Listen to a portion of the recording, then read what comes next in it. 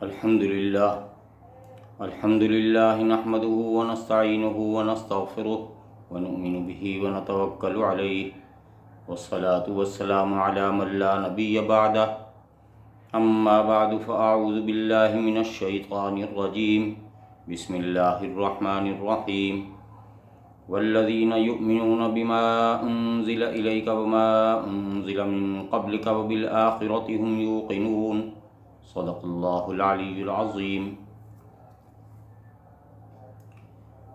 میرے محترم سامعین، قرآن مجید میں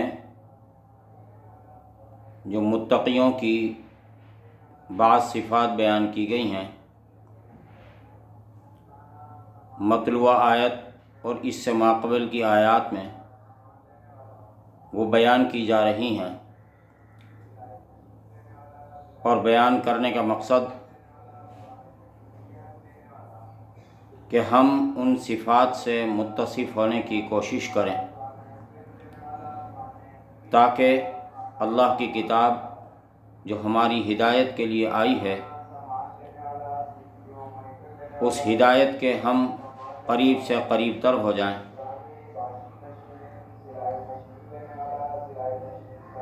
پہلے صفات عرض کی تھیں کہ پہلی صفت تو ایمان بالغیب ہے،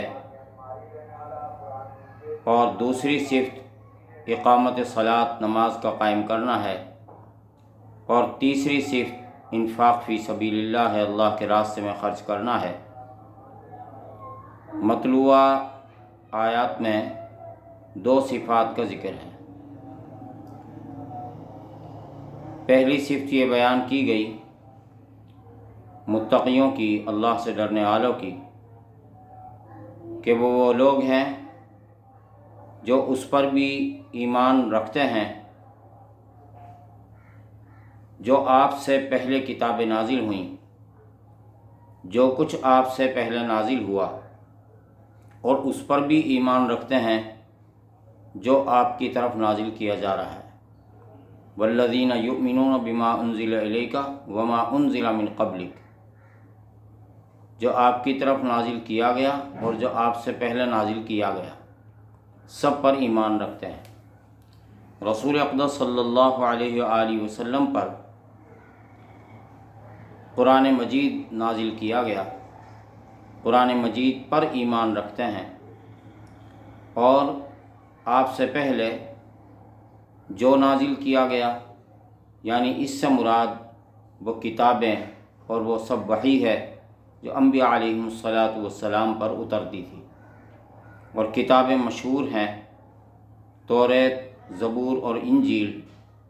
توریت اتری حضرت موسیٰ علیہ السلام پر، زبور اتری حضرت داؤد علیہ الصلاۃ والسلام پر، اور انجیل نازل ہوئی حضرت عیسیٰ علیہ الصلاۃ والسلام پر، اور ان کے علاوہ جو صحیفے نازل ہوئے انبیاء کرام علیہم الصلاۃ والسلام پر، ان سب پر وہ ایمان رکھتے ہیں، اور ساتھ ساتھ اس پر بھی جو کچھ آپ کی طرف نازل کیا گیا اس پر بھی ایمان رکھتے ہیں۔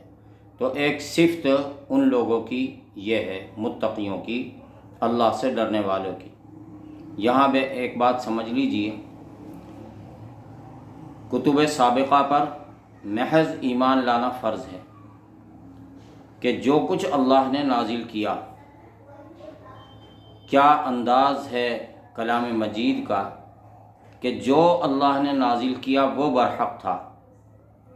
توریت جو اللہ تعالیٰ نے حضرت موسیٰ علیہ السلام پر اتاری وہ برحق تھی، انجیل جو اللہ نے حضرت عیسیٰ علیہ السلام پر اتاری وہ برحق تھی، زبور جو اللہ نے حضرت داؤد علیہ السلام پر اتاری وہ برحق تھی۔ اب یہ کہ بعد میں ان کتابوں میں تحریف ہو گئی، تو جو محرف شدہ کتابیں ہیں ان پر نہیں، بلکہ ما انزل من قبلک، جو آپ سے پہلے اللہ کی طرف سے نازل ہوا، اس پر ایمان ہے، اس پر ایمان لانا ہے۔ یہ نہیں کہنا ہے ہرگز کہ آج توریت جس شکل میں ہو، آج انجیل جس شکل میں ہو، اگر آج زبور کسی شکل میں ہے تو وہ بھی اسی طرح برحق ہے، وہ نہیں، بلکہ محرف شدہ ہیں، وہ ان میں تحریف ہو گئی ہے، اور تحریف تو رسول اللہ صلی اللہ علیہ وآلہ وسلم کے زمانے سے پہلے ہی ہو چکی تھی ان کتابوں میں۔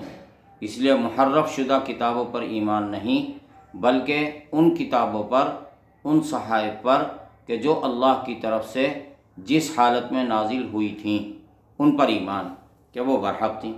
جس شخص کا یہ عقیدہ ہے اور ہر مسلمان کا یہ عقیدہ ہے تو ہر وہ شخص مسلمان ہے جس کا یہ عقیدہ ہو، اور اسی طرح یہ کہ جو رسول اللہ صلی اللہ علیہ وآلہ وسلم خاتم النبیین حضرت محمد صلی اللہ علیہ وآلہ وسلم پر نازل کیا گیا یعنی قرآن مجید، اس پر بھی ایمان، اس پر بھی ایمان۔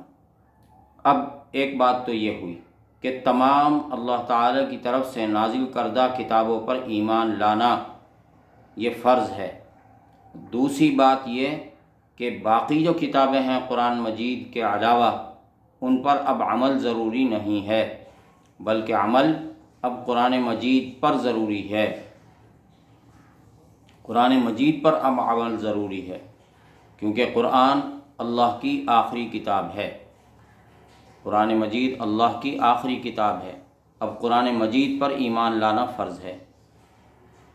یہاں ایک بات اور سمجھ لیجئے، یہ بھی ایمان کی ہے۔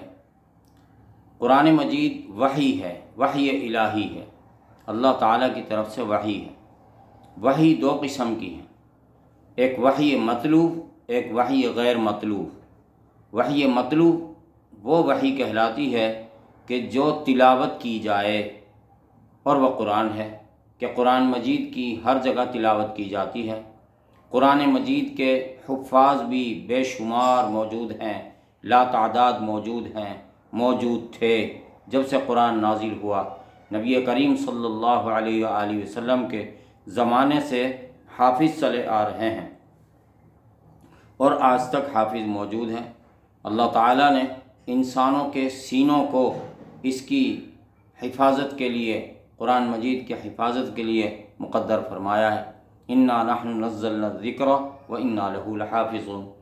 تو قرآن مجید جو تلاوت کی جانے والی کتاب ہے تو ایک وحی کی قسم یہ ہے، اور دوسری وحی کی قسم وحی غیر مطلوب ہے، یعنی وہ وحی کہ جس کی تلاوت نہیں کی جاتی۔ اس سے مراد احادیث نبویہ ہیں۔ احادیث نبویہ عموماً تلاوت نہیں کی جاتی، اگرچہ احادیث نبویہ کے بہت سے حفاظ پیدا ہوئے ہیں، جس طرح سب محدثین ہیں، فقہا ہیں، وہ سب فقہا و محدثین سب کے سب حفاظ حدیث تھے، حفاظ حدیث تھے، وہ بھی حافظ تھے۔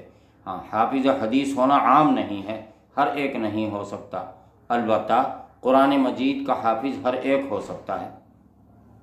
چھوٹا سا بچہ بھی ہیں، آپ 7 سال کے بچے کو مدرسے میں بٹھاتے ہیں، مکتب میں بٹھاتے ہیں، وہ قرآن مجید حفظ کرنا شروع کرتا ہے، اور 11 12 13 14 سال کی عمر میں، کسی عمر میں اپنی ذہانت کے مطابق وہ قرآن مجید حفظ کر لیتا ہے۔ تو قرآن مجید وہ وحی کی کتاب ہے جو وحی مطلوع ہے، جس کی تلاوت کی جاتی ہے، ہر مسلمان اس کو سیکھتا ہے، ہر مسلمان اس کو پڑھتا ہے، اور اس کی تلاوت عام ہے۔ تو وحی کی دو قسمیں ہیں، وحی مطلوع، وحی غیر مطلوع۔ قرآن مجید وحی مطلوع ہے، اور احادیث نبویہ وہ سب کی سب وحی غیر مطلوع ہیں، جن کی عام طور سے تلاوت نہیں ہوتی ہے۔ تو سب پر ایمان لانا ضروری ہے، سب پر ایمان۔ قرآن مجید بھی برحق، احادیث نبویہ بھی برحق۔ یہ ہوئی یہاں دوسری بات۔ تیسری بات ایک نکتہ ہے جو حضرت مفتی شفیع صاحب رحمۃ اللہ علیہ نے لکھا ہے۔ وہ نکتہ کیا ہے؟ نکتہ یہ ہے کہ دیکھیے یہاں پر فرمایا کہ والذین یؤمنون بما انزل الیک وما انزل من قبلک، جو کچھ آپ سے پہلے نازل کیا گیا، جو آپ پر نازل کیا گیا، جو آپ سے پہلے نازل کیا گیا، جو آپ پر نازل کیا گیا۔ تو آپ سے پہلے کا ذکر ہے اور آپ پر کا ذکر ہے، آپ کے بعد کا نہیں ہے۔ معلوم ہوا کہ اگر اللہ کے رسول حضرت محمد خاتم النبیین صلی اللہ علیہ وآلہ وسلم کے بعد معاذ اللہ کوئی اور نبی آنا ہوتا تو اللہ تعالیٰ یہاں ضرور اشارہ دیتے۔ معلوم ہوا کہ اللہ کے نبی، آخری نبی حضرت محمد خاتم النبیین صلی اللہ علیہ وعلی آلہ و اصحابہ وسلم کے بعد اب قیامت تک کوئی نبی نہیں آئے گا۔ آپ آخری نبی ہیں، نہ ذلی نبی آئے گا نہ بروزی نبی آئے گا، کوئی نبی نہیں آئے گا۔ اور حضرت عیسیٰ علیہ السلام کا جو آسمانوں سے نزول ہوگا وہ بھی شریعت محمدیہ کے تابع ہو کر زندگی گزاریں گے، اس لیے کہ حضرت عیسیٰ علیہ السلام پر جو کتاب نازل ہوئی تھی قرآن مجید کے آنے کے بعد ان کی کتاب منسوخ ہو گئی۔ اللہ تعالیٰ نے آپ کو آسمانوں پر اٹھایا اور قیامت کے قریب حضرت عیسیٰ علیہ السلام کو آسمانوں سے اللہ تعالیٰ نازل فرمائیں گے امت محمدیہ کی قیادت کے لیے، لیکن حضرت عیسیٰ علیہ السلام بھی حضرت محمد صلی اللہ علیہ وآلہ وسلم کی لائی ہوئی کتاب، آپ کی لائی ہوئی شریعت کے ہی تابع ہوں گے۔ اگر حضرت موسیٰ علیہ السلام سے حدیث کا مفہوم ہے تو وہ بھی حضور علیہ السلام کی شریعت کے ہی تابع ہوتے۔ تو اب آپ کی ہی نبوت چلے گی، حضرت محمد رسول اللہ صلی اللہ علیہ وآلہ وسلم کی ہی نبوت قیامت تک چلے گی۔ جب تک کہ قیامت نہیں آتی آپ کی ہی نبوت چلے گی، آپ کی ہی شریعت چلے گی، آپ کی ہی کتاب آخری کتاب ہے، آپ کی ہی نبوت آخری نبوت ہے۔ تو بہرحال اللہ تعالیٰ نے یہاں پر ایک متقیوں کی صفت کا ذکر فرمایا جو ایک اہم عقیدہ ہے، اس لیے آج کے دور کے فتنے سے بچنا چاہیے۔ آج بڑے دین کے اعتبار سے بھی فتنے کا دور ہے، لوگ ملمع سازیاں کر کر، طرح طرح کی باتیں کر کر، چکنی چپڑی باتیں کر کر لوگوں کو بہکاتے ہیں، ورغلاتے ہیں۔ حضرت محمد صلی اللہ علیہ وآلہ وسلم کے دامن سے اپنا دامن وابستہ رکھیے تو کامیابی ہے، تو نجات ہے۔ دیکھیے پچھلی امتوں پر جو عذاب آئے وہ عذاب کیوں آئے؟ کہ جب انہوں نے نبیوں کا انکار کیا۔ وقت کے نبی کا انکار انسان کی تباہی کا باعث ہے، تو ان قوموں پر عذاب آئے۔ کتنی قوموں کا قرآن مجید میں ذکر فرمایا گیا ہے، ان پر کیوں عذاب آئے؟ کہ نبیوں کا انکار کیا۔ تو اب آخری نبی حضرت محمد صلی اللہ علیہ وآلہ وسلم ہیں۔ اس کے بعد اللہ تعالیٰ نے دوسری صفت بیان فرمائی ہے، ایک اور صفت بیان فرمائی ہے جو متقیوں کی 5ویں صفت ہے، وَبِالْآخِرَةِ هُمْ يُوقِنُونَ، اور آخرت پر بھی وہ یقین رکھتے ہیں۔ آخرت کیا ہے؟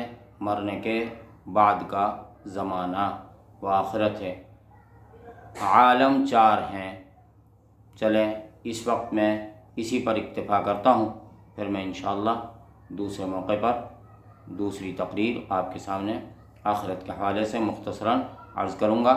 فی الحال اتنی ہی بات کافی کہ اللہ کی کتاب، آخری کتاب قرآن مجید پر ایمان لانا فرض، اور جس ہستی پر حضرت محمد صلی اللہ علیہ وآلہ وسلم پر ایک کتاب نازل ہوئی، آپ اللہ کے آخری نبی، اور آپ سے پہلے جتنی کتابیں نازل ہوئی تھیں وہ سب کی سب برحق کتابیں تھیں، لیکن اس شکل میں جس شکل میں اللہ نے اتاری تھیں۔ اللہ تعالی ہمیں ہمارے ایمان کی حفاظت فرمائے، ایمان پر ہمارا خاتمہ فرمائے۔ وآخر دعوانا ان الحمد للہ رب العالمین۔